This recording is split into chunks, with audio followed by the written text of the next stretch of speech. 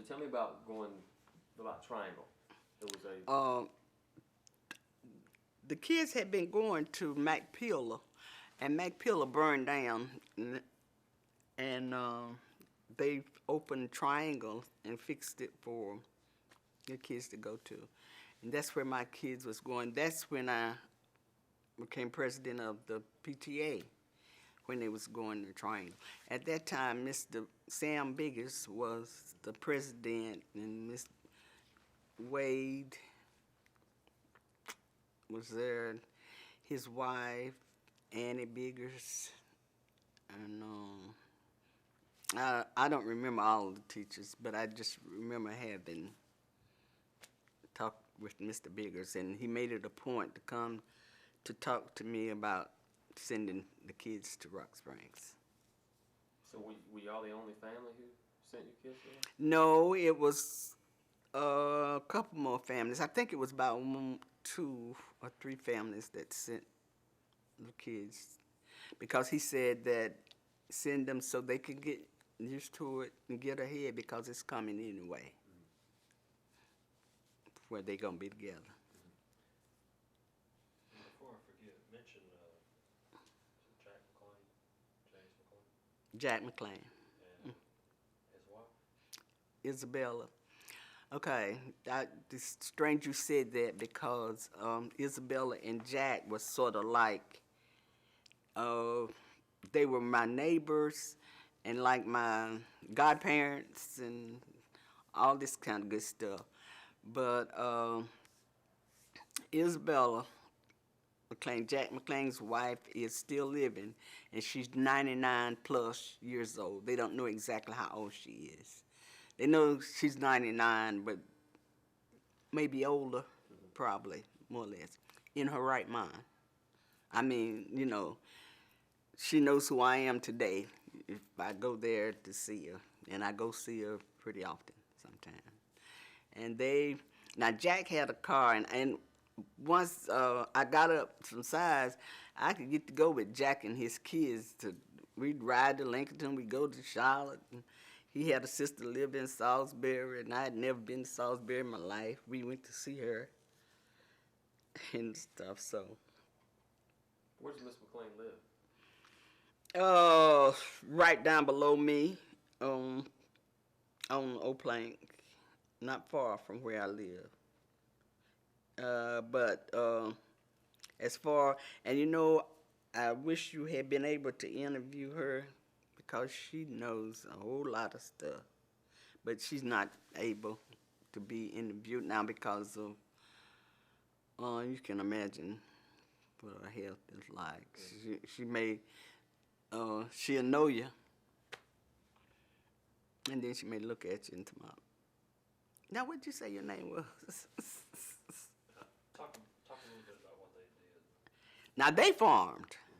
They farmed, and they was janitors at Rock Springs. So they were there when my kids was going, and he said, "I'm gonna look out after." And she did. They did. But he was one of the ones that talked to me. He said, "Are you sure you want to do this?" Mr. McClain? And I said, "Yep, I'm gonna do it." Who was Ben McClain? Ben McClain was my mom's first cousin. He lived, well, at one time he stayed with my grandma too that raised me, but he lived off 16 on Ben McClain Lane. And he's always been in the community, and he's always sort of worked. He did work with the Democrats and stuff, and he always farmed too. He was involved with the Dellingers too, and Duckworths, and he just knew everybody. Well, tell me about what was in the community where you lived. What was the political affiliation of most of them? Most of them was Democrats, but we had some Republicans. Really? Yeah, we had some Republicans too. Most all the pretty near all the blacks were Democrats, and I know why, because of the people that they worked with. They would always be affiliated with what they were. But I know we had this one lady, and she was a real old lady that used to live in this house before you get to 16, Obey Hunter. Now, she was a Republican. And it was somebody else in the community was a Republican. Do people talk about politics much? Or? Not really.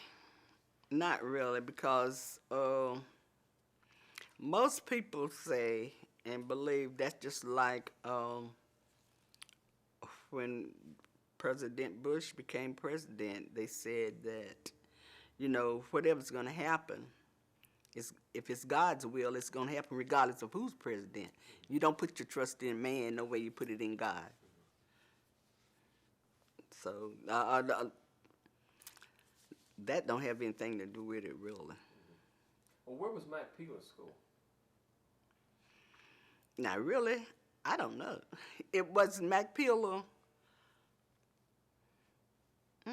Is that the one that burned down? Yes. You were saying the one that burned. Yeah, it was the one that burned down. Where was it?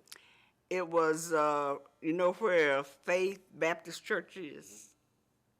At one time, it was a school up there. And that was Mac Peeler. What road is Faith on? Faith Baptist Church. What road is it? Old Plain. Old Plain. And that's in the Mac Peeler community. That's where I vote at now. Oh, okay. That's the district. Mm-hmm. But you remember the school? Yeah, I remember the school. So that's where your kids went before they went to Triangle? Mm-hmm. Do you remember the first time you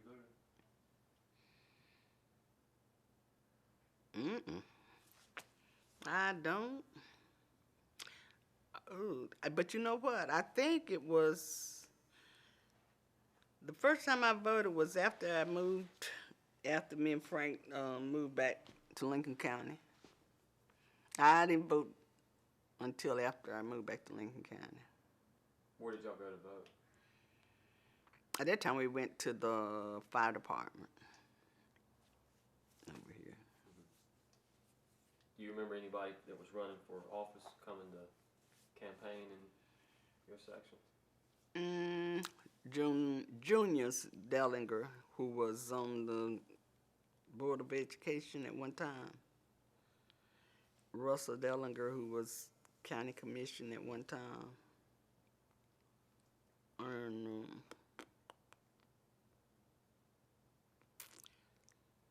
I remember, I don't know whether it was Granny Grimm or somebody that was running for police or constable or something one time.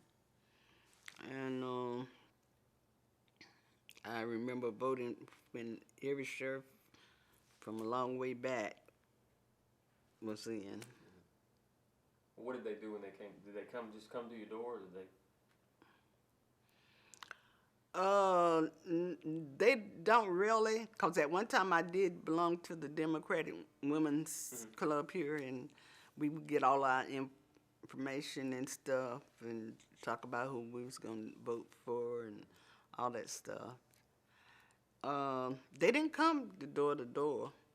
And, it was at one time when they would have stuff at the church said about it, but they stopped doing that. They've been stopped doing that. I mean, you know who you want to vote for. And that's what you vote for. You don't bring it in the church no more. Do you remember when you were growing up anything different about how, like, burial customs and how people buried people? I remember that growing up, when a person died, they would bring them back home. And they would go there. People would come in and sit all night. I remember one time having to spend the night because Uncle Henry had died. And you know what? I was not wanting to spend the night. Yes, I remember that. And then they would have the funeral the next day. So people would sit up with the body all night. Hmm. How old were you then? I think that started when I was about maybe 13. Really? Hmm. So they would bring it to your house? No, You not took- my oh, house. No. They would take it to whoever house it was. Yeah. Now, Jack McLean's, her mama's, that was her, Jack McLean's mama's daddy that died. And seeing, and my grandmother we were there close next door neighbor and whatnot. And matter of fact, she had married I don't know whether it was his brother or his cousin or something. And she was sitting with his wife. And you know how you cook all this food and stuff and take it. And that's why I had to go. Because there wasn't nobody but us. Where did they keep the body? Was it in the main section of the house? Yeah, sometimes you be sitting in there with it. I remember when Frank was a little boy, his aunt's husband passed away up here off of 16 in this little house right before, God, it's across from where, was it the Callaways or somewhere? It's going on up past 16, on up by Wexford House. And now it's sort of like, I think it's like maybe it was a sawmill or something that had been there. It was a little old house that sit back there off the road. It was right on the road. And we had to go up there. I don't know whose place, property they was living on at that time. But we had to go up there, me and Frank, because that was his aunt's husband. And we had to take Frank and the kids with us up there. Frank was scared to death, though. He went in there. He told my mama, we ain't gonna stay all night, is we? I said, well, I guess so. And at that time, I couldn't drive, so I couldn't take the kids back home and leave Frank. If Frank stayed all night with his aunt, we were gonna have to stay all night too. And they was the little boys. Frank. They didn't like that. I don't know. I think they might have stayed all night. So the next day you didn't have a church service? Yeah, they took him to the church and had a funeral. When you took over as head of the cafeteria at New Bowl, and maybe how long you might have stayed there? I stayed there about 4 years. When he starts rolling, just kind of connect all that. From New Bowl to J.P. Stevens and being like, who hired you and what made you even look for how did you know the job was available at J.P.? That kind of stuff. So just pull all that together whenever you're, okay, go ahead. Just relax, look at Jason, and look right at Jason. You can So start. go ahead. Talk about being the head of the cafeteria to JPC. Oh, I went looking for a job and I hadn't had but the one job, and that was working at the cafeteria at West Charlotte. I had did a little housework for people, but that was it. And I went looking for a job, and Mr. Massey gave me a job working in the cafeteria. And then worked under Larissa Ship, Reinhardt, the first year. And then she got married, and he asked if I was willing to take on the job of manager of cafeteria. And I did. I told him I'd try. I did. And I had, working at West Charlotte, I had some classes toward food service and whatnot, and that helped me a lot. I worked there for about 4 years, and it was really good. I didn't have no problems. Maybe sometimes some of the kids would try to steal some food. That was the only problem you had. But at that time, they had started hiring people in higher paying jobs. And they was saying that, a matter of fact, my daddy had told me, he said, why don't you go apply for a job at J.P. Stevens. J.P. Stevens, and see, because, like, I believe, I'm trying to think if they started me off at $1.50 or $2.50. I done forgot what it was. But, it wasn't a whole lot. But it was a lot for me. And I went and had to do all this testing and all this stuff. And John Abernathy hired me.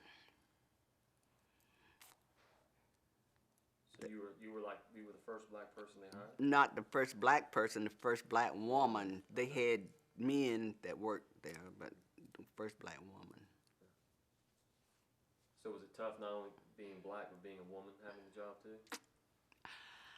No, it wasn't tough being black and a woman. It was just tough. The job was tough because everybody there was, to me, was nice and friendly.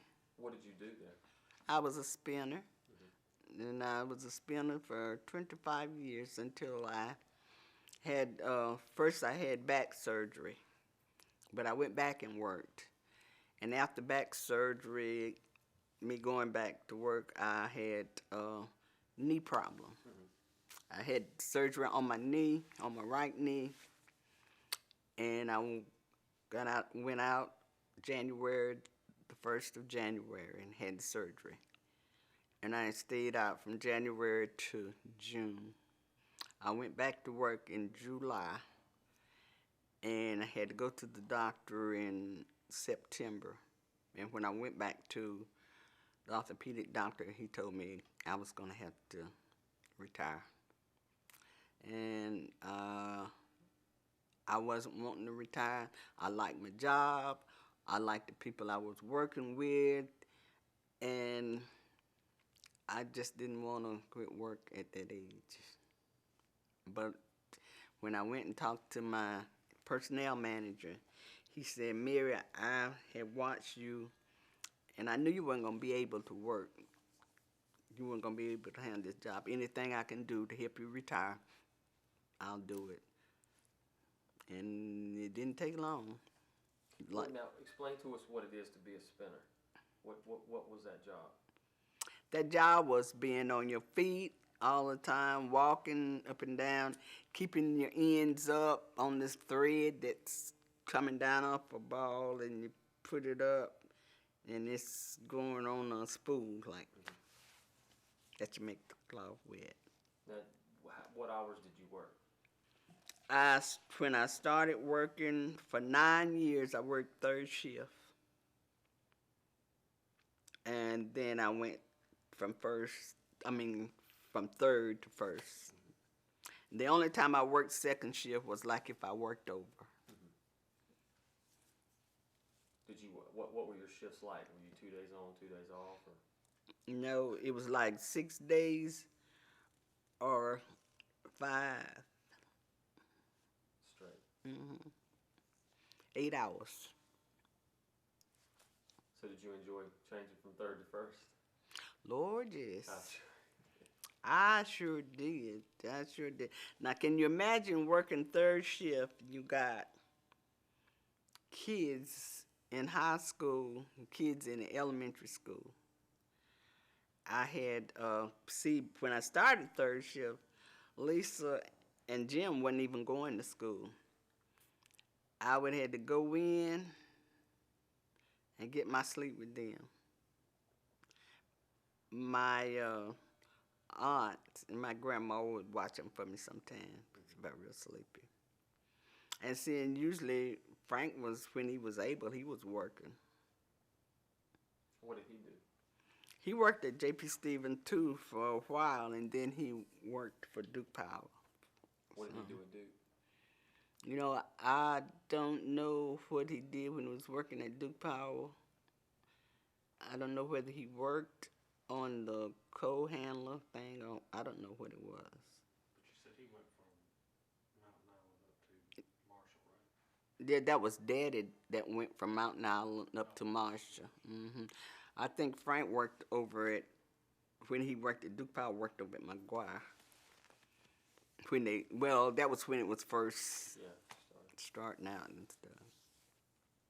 Who were some of the people that you worked with closely at J.P. Stevens, and what was it like on a daily basis? When I started, John Abernathy was my head man, and Pink Talbot was over him. And now I know his name. Paul Barker was like my floor manager thing. And Robert White. And my lady friends was Hazel Gilbert and Helen Linhart and oh good Lord, Evelyn Whitesides and Ethelene Green, Moena Shrum, and all those are still living, and we still stay in touch. Did they still have the windows in the mill at that time, or had they already bricked those up? When I started working there, it was just like it is now. Mm-hmm. Which section of that, what's there now, were you in? The front section, the one that faces right to the road. Right. Now, some parts of it has been changed.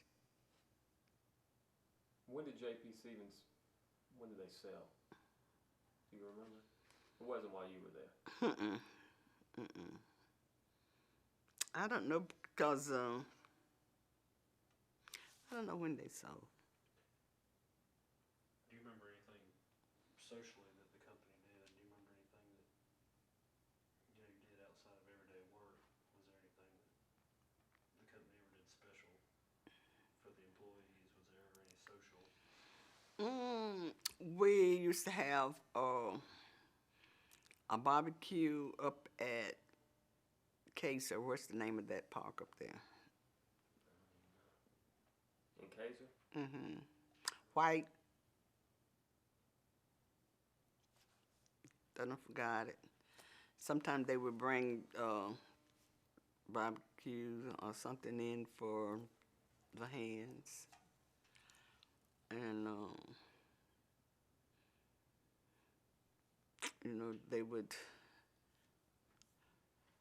usually whenever they had the barbecue stuff, that was, you had to go somewhere to it, they would always take you. And then we had this young man that started working after I did. He wasn't, he might have been older than Frank. I don't know whether he was or not. But he became my boss man too. And all of my kids, when they got age, they all worked there except Marilyn. Lisa worked there one summer. She said, "That's just too much for me, Mama. I ain't doing it no more." And she did. Frank worked there, Reese, and Jim. They all worked there. Did they last that long? They last until they got them a job. Yeah. Yeah. Matter of fact, they would, when they went to college, when they got out during the summer, they had them a job. And that was one thing I said they always did. They always looked out for them kids when they was coming out of school, want to know when were they going to get out. And they would always find them a job to work. They were at J.P. Stevens? Mm-hmm. Now, what years were you at J.P. Stevens? Gosh, I can't remember. I left in, I think it was 86 or 87. And I was there 25 years. So you started in 1961. No, it was a little later than that, I think. Maybe not. Well, maybe it was a little later. Maybe it was, yeah, it was sometimes in 60. Yeah. Well, how did the mill change over those 25 years? Did it change, like with management, or did you have superiors who came in that were not as nice, or did things change? Any big changes?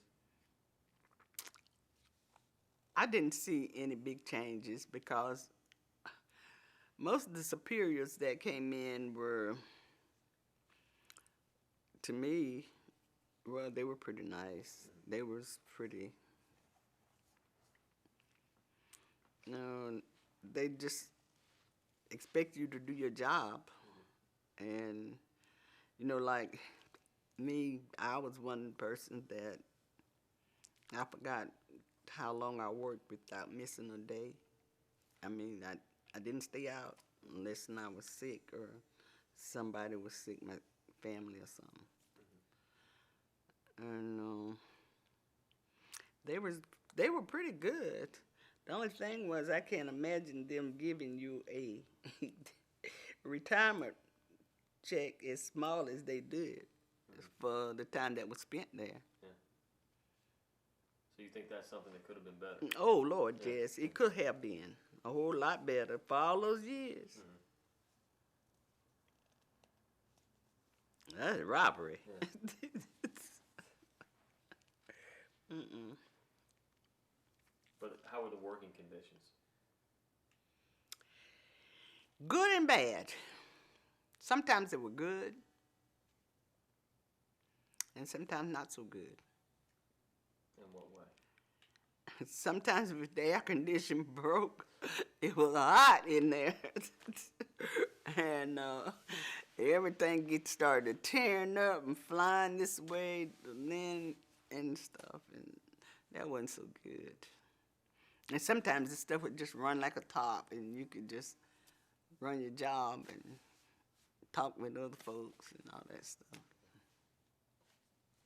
So what did you do after you retired in the 80s? Yeah, late every time. I started babysitting. I just felt like I had to do something. I stayed at home for a while, and then this one day I was looking at the Lincoln Times and I saw an ad in the paper, and I called, and the lady wanted me to come over and be interviewed, and she lived over on Lakeshore Road, right on the lake, and I went and I got the job, and it was a baby, and I kept the baby for 7 years. He had a little brother until they moved. She and her husband separated, and they moved to Black Mountain, and I've been up to visit them several times, and they've been down. And then after that, I worked for John and Becky Godfrey right down off of Unity Church Road.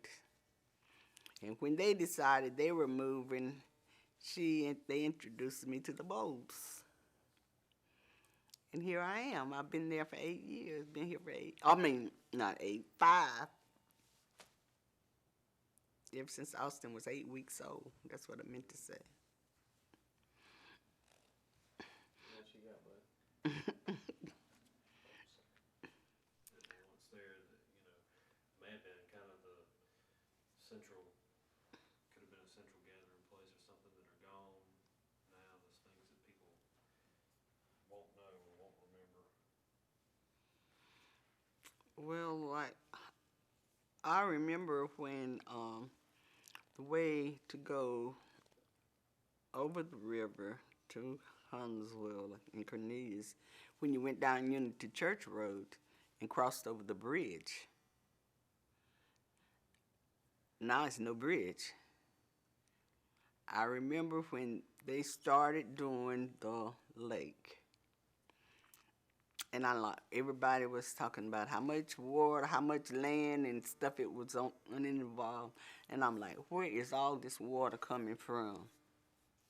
And now we've got water everywhere. We've got houses everywhere. And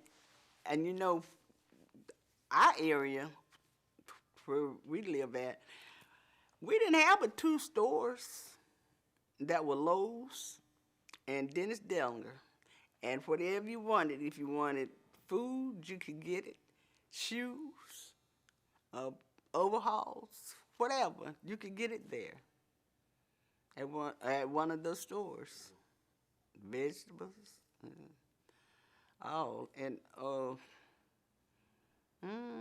What did the stores look like inside? What did Lowe's store look like when you came up to it and went in? What did it Lowe's store was just this huge store. It had a porch, had for people, I guess, sit out, and you just went in the door, and then it had an upstairs. At one time, I guess they had some clothing upstairs they sold, and then they had a meat place, and then they had a place for horse feed, hog feed, and all sort. It was just a general store. And I don't know. I don't remember where they used to buy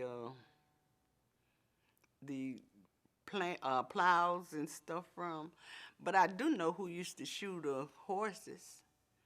Uh, Jack McLean's wife, Isabella, dad had a shop right down at the end of the road, at the end of June down the road, and where you go up into their house at, where he would shoot them horses. Do you remember when they closed the Lowe's store? I remember, but I can't remember the year. Maybe in the 70s, but do you remember, how'd you feel whenever that? I felt fine because by that time I wasn't shopping there anyway. I mean, everybody, once you get your car and stuff and you can travel, you're going somewhere else to buy stuff. But did it seem like something that had been there forever was Gone. Yep. Do you remember hog killing time? Oh, Lord, yes. I do. We raised some hogs for a while. What was that like? What was that like? Hog killing. It was like work for me, because What was involved? Tell us about what you did. they killed the hog and they put him in a big old barrel of hot water, scalded him, and then they pulled him back out and shaved the hair and stuff off of him. Then they cut him up, and there you had from that you could get your sausage, your liver mush, your backbones, and your ribs, your hog feet, your chitlins for those that ate chitlins, and then your ham and your middling meat. I mean, you had everything. So what did you do? When you said it was a lot of work, what did you do? Well, I had to take the hog head and clean it and cook it up and make liver mush. Take the hog head and the liver and some of the lights for the hog and make liver mush. Then you had to make your sausage, grind it up and mix it up. What were some of your favorite meals growing up, or things that you remember maybe your grandmother fixing or your mother? My grandmother fixed pinto beans and chicken dumplings or ham dumplings, or they would even make green dumplings. Like they would take cooked greens and they fix up some. I don't know how you make them, and put this little cornbread ball or what down in your green and make that. And one of my favorite jams my grandmother made came from the plums and blackberries. And she would make a jam out of it, and oh Lord, it was so, so good. Because it had a twang. It was really good. What about local doctors? When somebody got sick, did you have a doctor? Oh, yeah, you had to. I remember, what was the name? Shellum or something in Denver. Dr. Dr. Shellum, Dr. Shelley. Is that when you were young? Yeah, that's when I was young. And Dr. Moore from Mount Holly. Oh, that's about all. I mean, the old doctors, that's the only ones I remember. I remember Dr. Crower, not Gordon, but his daddy. Lester. Hmm. And I never did go to Dr. Gamble. Who came when you were in school? And you said there was a day that they would come and check your teeth. You know what? I don't even know who the dentist was. They would just bring somebody in, check your teeth. Do you remember anything, kind of how day-to-day life, I guess, what you did during the week, what the weekends meant, what was, during the week, what were you doing as a kid, what were your parents doing, and what, when it came to the weekends, what did that mean? When it came to the weekends, that meant that on Saturday, we would go to the grocery store and get the foods and come back. I guess plan what you're going to have for dinner. On Sunday, you would go to church services. And now, I do remember having some ball games, baseball games. They used to have a ball field over at the school, Rock Hill School, and they used to have some good old ball games over there. Ball games and good old fish fries and stuff like that. Now, were the ball teams for the school, or was it like a community team? This was community team. This community would, Rock Hill community would probably play Triangle community. Sometimes they would be mixed up. Who were some people that played on the team? Do you remember? Les Jackson, Alan Goforth, James Boss, Louis Anderson,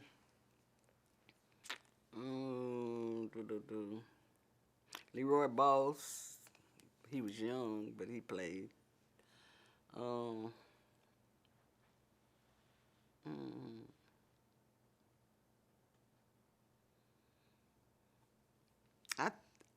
I think it might have been some people from Tucker's too, but I don't remember their names. That was Sundays when you went to church. Was there ever, on Sunday, did y'all have big family gatherings, or was that just a once in a while thing, or was there a special thing that on Sunday, that's when family got together? Most of the time, it was like when family got together on Sundays.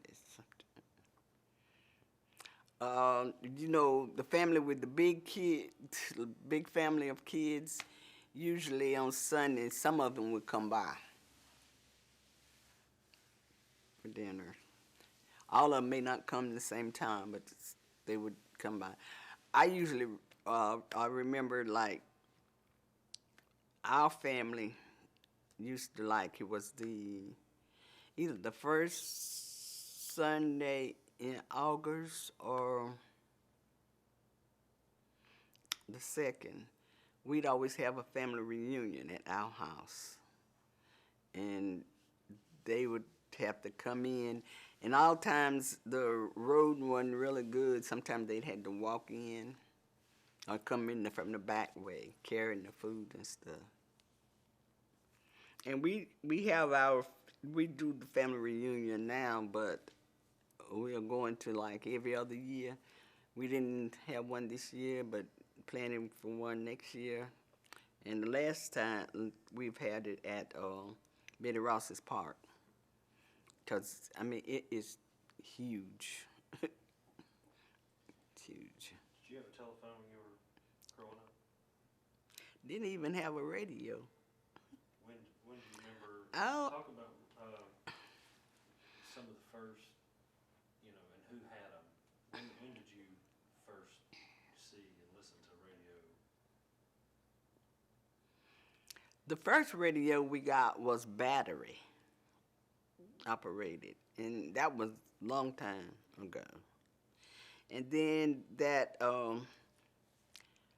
when the TVs came out, that's when I spent more time at my dad's house, because he had a television.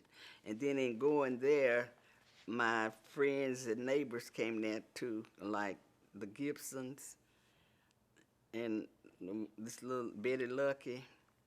They would come and we watched TV on Saturday nights. And we didn't do it during the week because everybody was going to work. But that's it. Sometimes somebody would take us to a movie. To Lincoln. We went to Stanley. Stanley.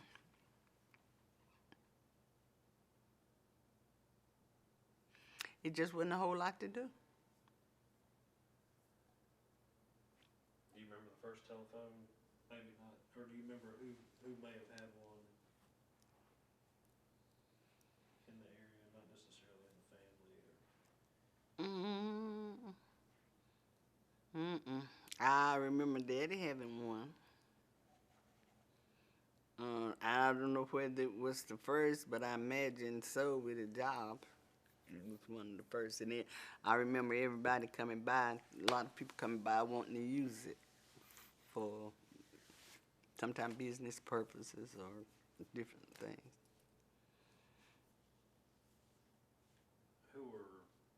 get through a list of some of your best friends growing up, and maybe talk about where they lived, because I know not everybody was right there in Old Plank area. Some of them. I've had some friends that lived way off of like, oh God, Sifford Road. Well, who were your best friends growing up? Growing up, my cousins usually was. My cousins and my next door neighbors, and Ruth Goreforth was a real good friend of mine, which lived right up the road here. And who else?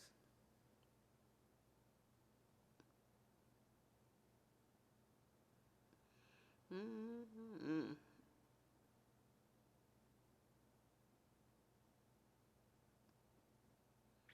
Well, Matt, I just can't, because all of my friends and stuff are really kin. Juanita McLean, she's kin.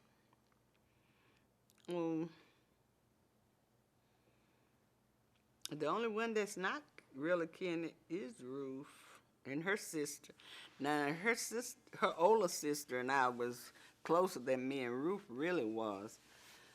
And she lived up in Terrell, and when they grew up, they moved to New York. Do you remember the Morrison house and the Ingleside house growing up? Mm-hmm. What'd you think about those? I was always afraid because they had told me that this little black boy was buried in one of the columns. And that when you go by there, if it rained, it turned black. I remember us as students going down there looking at the house I think we went from Tucker's one time. And we were trying to figure out which one of the columns it was that the boy was in. Now, I don't know whether there's any truth to that or not,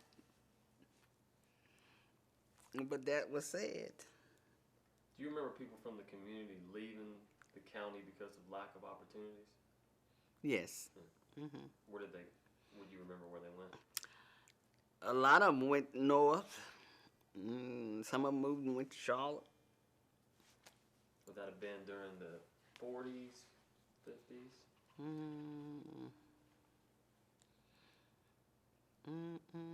Yeah. Did they talk about that? I mean, as a community, did you know that some people were leaving because of the lack of opportunities? Yeah, you knew that's why they were leaving, but it was always as if they were going to better themselves. Sure. Hmm Now, And a lot of those people come back. a lot of them did come back. Some of them came back and built homes.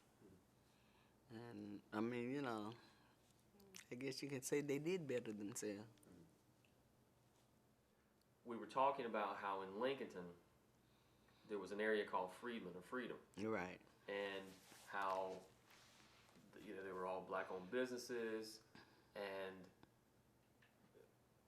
you had individuals who owned those businesses, and when they had kids, their kids were the ones who left because of lack of opportunities, and so some of them didn't come back and help operate those businesses, and now there's no.